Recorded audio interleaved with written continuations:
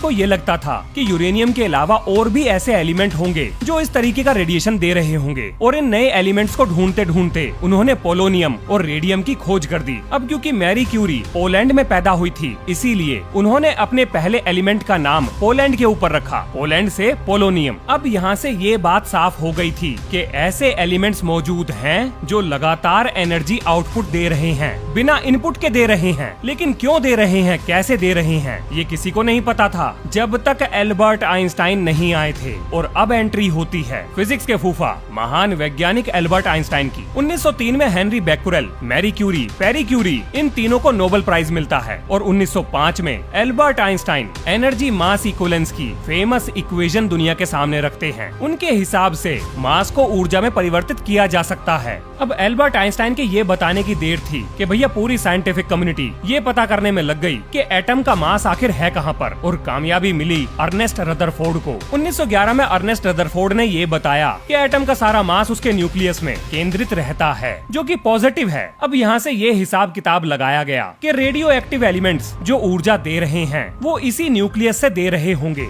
अब 1932 में James Chadwick ने न्यूट्रॉन की डिस्कवरी कर दी और ये बताया कि पूरे एटम में न्यूट्रॉन सबसे हैवी पार्टिकल है। अब इतना बताने की देर थी कि दुनिया भर के वैज्ञानिकों को ये लगा कि भैया रेडियो एक्टिव मटेरियल का जो एटम है उसके न्यूक्लियस से एनर्जी निकल रही है, और अगर हम किसी तरीके से इस न्यूक्लियस को तोड़ दें तो सारी एनर्जी एक साथ निकल जाएगी, मतलब ऊर्जा का भंडार। अब 1933 में लियो सिजलार्ड ये सोचते हैं कि हो सकता है कि इस तरीके का इस्तेमाल करके, मतलब न्यूक्लियस को तोड़कर एक बॉम्ब बनाया जा सके, एक चेन रिएक्शन सेटअप की जा सके। और 1934 में अपने इस आइडिया को पेटेंट भी करा लेते हैं। अब ये तो सोच ही रहे थे, एनरिको फर्मी एक कदम आगे और बढ़ जाते हैं। वो थोरियम और यूरेनियम के ऊपर न्यूट्रॉन पार्टिकल को दे मारते हैं और पहला सिंथेटिक एलिमेंट यानी कि फर्मियम की खोज करते हैं। हाँ जी, अपने ही नाम पे रखा था, फर्मी से फर्मियम। अब 1938 में इन्हें मिलता है नोबेल प्राइज और ये इटली को छोड़कर अमेरिका भाग जाते हैं। अब 1938 में इनको मिले नोबेल प्राइज का असर ये हुआ कि वैज्ञानिकों का पूरा कुनबा एटम को तोड़ने के पीछे लग गया कि भैया अब हम एटम को तोड़ेंगे, और ये काम कर दिखाया ओटो हान और लीजा माइटनर ने, जिसके बाद दुनिया को पहली बार न्यूक्लियर फिशन नाम का एक शब्द मिला। अब जरा डिटेल में बता देता हूँ। ओटो हान, लीजा माइटनर रेडियो केमिस्ट्री के दो महान वैज्ञानिक जर्मनी के बर्लिन में स्थित Kaiser Wilhelm Institute for Chemistry में एक साथ काम करते थे।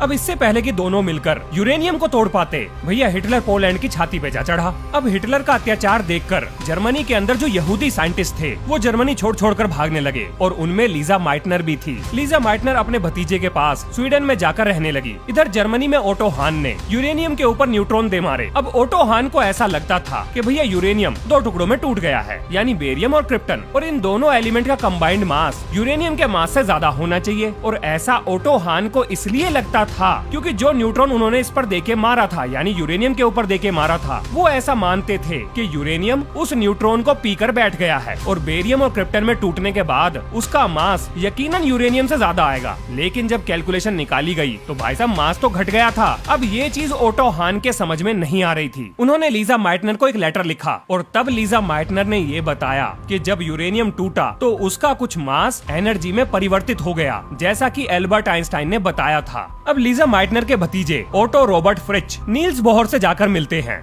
अब नील्स बोहर अपने साथी जॉन आर्चिबाल्ड व्हीलर के साथ मिलकर ये पता लगाते हैं कि यूरेनियम 235 चेन रिएक्शन की मदद से न्यूक्लियर एक्सप्लोजन कर सकता है। अब इसी साल 1939 में Nazi Germany German nuclear energy project की शुरुआत कर देता है। अब ये खबर चारों तरफ फैल गई और लियो सिजलार्ड के कानों तक भी जा पहुंची। अब ये वही वैज्ञानिक है जिसने चेन रिएक्शन का पेटेंट हासिल किया था। ध्यान से सुनिएगा आप जो मैं बता रहा हूँ। इन्हें ये लगा कि दुनिया को सबसे पहले चेन रिएक्शन के बारे में मैंने बताया, पेटेंट मैंने हासिल किया, और अगर न्यूक्लियर बॉम्ब बन गया तो भैया वाहवाही, बाकी सब लूटेंगे। अब ये दौड़े दौड़े एल्बर्ट आइंस्टाइन के पास गए। इन्होंने उनसे कहा, महाराज जल्दी से लेटर लिखो, अमेरिकी राष्ट्रपति के कान पर आपके लेटर लिखे बिना जून ना रेंगने वाली, जल्दी से लिख के बताओ कि अमेरिका को न्यूक्लियर बॉम्ब बनाना चाहिए। अब भैया एल्बर्ट आइंस्टाइन ने एक चिट्ठी लिखकर अमेरिकी राष्ट्रपति को भिजवा दी। चिट्ठी मिलते ही रूजावेल्ट ने एक यूरेनियम कमेटी का गठन कर दिया और न्यूट्रॉन एक्सपेरिमेंट करने के लिए $6000 का बजट दिया। हाँ जी, बस इतना ही। अब जरा बाकी देशों की भी हालत जान लो। अप्रैल 1940 मोड कमेटी का गठन, यानी military application of uranium detonation. अब ये किसने किया था? तो ये काम था फरंगियों का, यानी इंग्लैंड वाले। जुलाई 1940 जापान भी न्यूक्लियर फिशन के बहुत करीब पहुंच गया था और जुलाई 1940 में ही सोवियत अकेडमी ऑफ साइंसेज में न्यूक्लियर बॉम्ब बनाने के लिए खोजबीन चालू हो गई थी। जून 1941 में प्रेसिडेंट रूजावेल्ट ने office of scientific research and development यानी एक डिपार्टमेंट बनाकर वेनिवर बुश के अंडर दे दिया। वेनिवर बुश को तो आप जानते ही होंगे भाई साहब, ये आदमी और जॉन जी ट्रम्प यानी डोनाल्ड ट्रम्प के अंकल, ये दो आदमी ऐसे थे जिन्होंने निकोला टेस्ला की रिसर्च को